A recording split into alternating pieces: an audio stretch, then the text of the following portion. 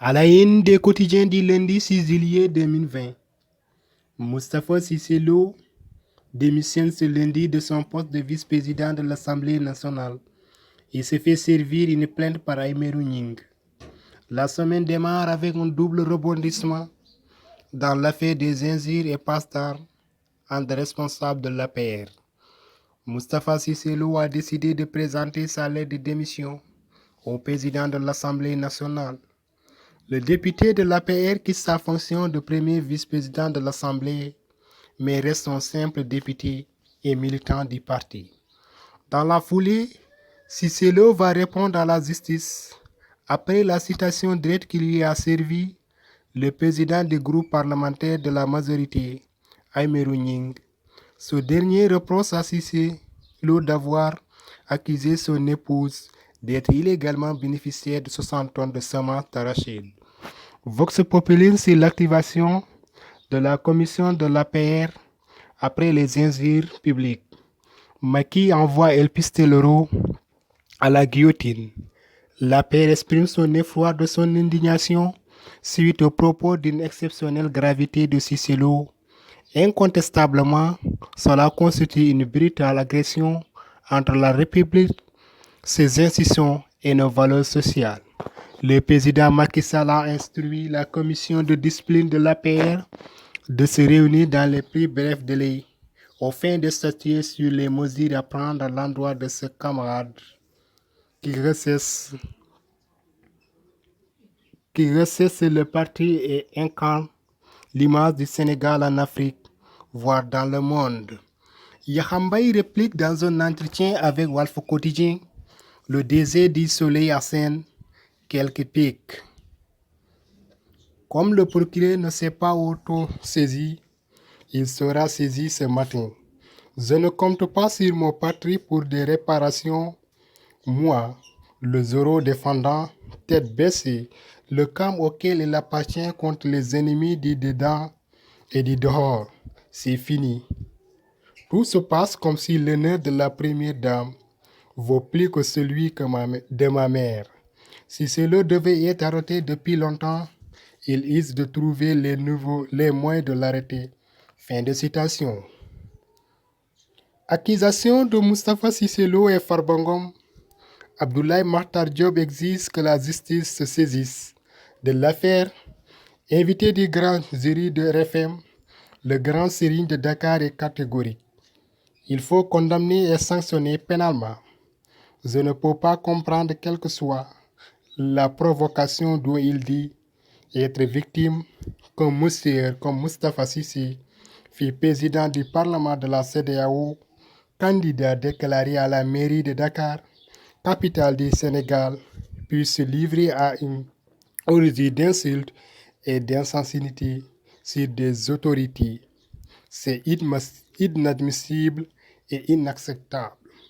Il faut sanctionner car on a dépassé toutes les bornes de l'insolence, tonne le grand serigne. Moustapha Cissé Lo traduit en conseil de discipline de l'APR.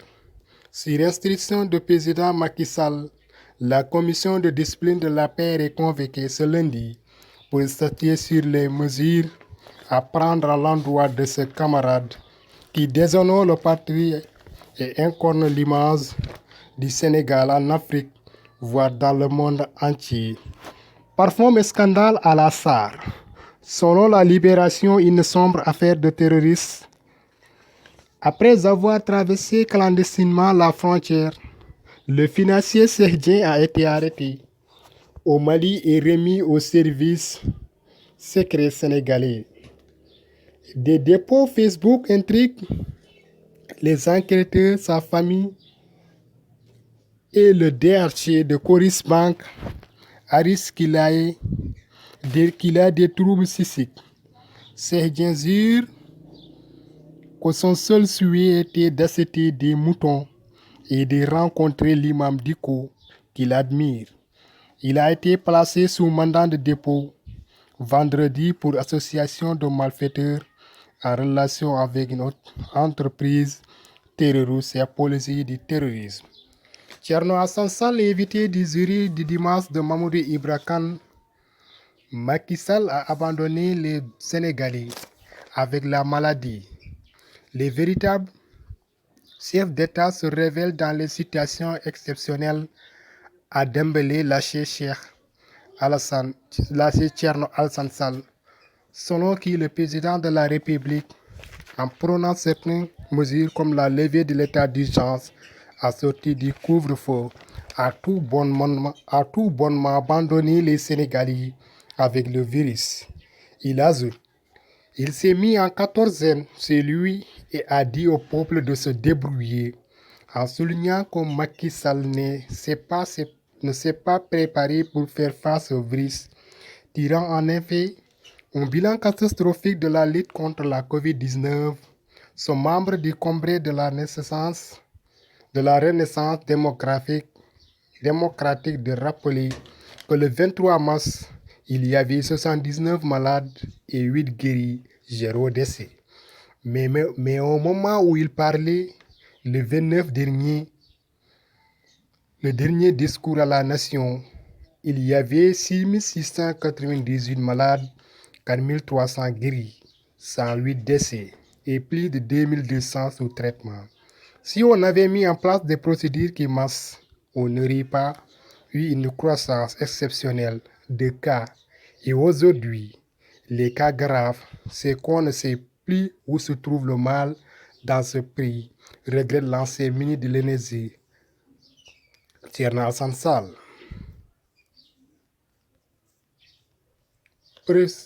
Professeur Moussa Seydi, le nombre de cas graves et les décès vont augmenter parce que le virus a fini d'envahir tout le pays et être âgé et porteur d'une comorbidité est devenu un grand risque maintenant, souligne-t-il. Le professeur Seydi a eu un entretien avec Ramatoulaye Dem de la RTS pour faire le point sur les tendances de la pandémie au Sénégal. Selon le chef du service des malades infectieux de Fann, le nombre de cas augmente. La pandémie n'est pas terminée au Sénégal. Mais si certaines personnes pensent que le contraire, on ne peut pas prédire l'avenir avec la massification des cas communautaires, avec les cas communautaires, être âgé et avoir une comorbidité devenue dangereuse au Sénégal. Sur le nombre de lits disponibles, il faut toujours dire la vérité, quoi qu'il arrive. Oumar Youm donne des nouvelles du terre. Nous avons quelques soucis avec la finition des gares, halte et signalisation qui sont à 75% en octobre. Les essais du train vont démarrer. Selon le ministre des Infrastructures et des Transports terrestres, qui s'est confié à Oumar Nying de la RTS, les travaux globaux sont à 95% de finition et les essais sont prévus en octobre. Un nouveau planning réaliste sera fait en fin juillet et en octobre.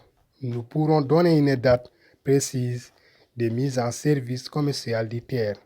La pandémie a malheureusement impacté les travaux et retardé certains aspects du chantier, contrairement aux informations distillées ça et là. Le terre ne coûte pas 1000 milliards, a annoncé Oumar Youm.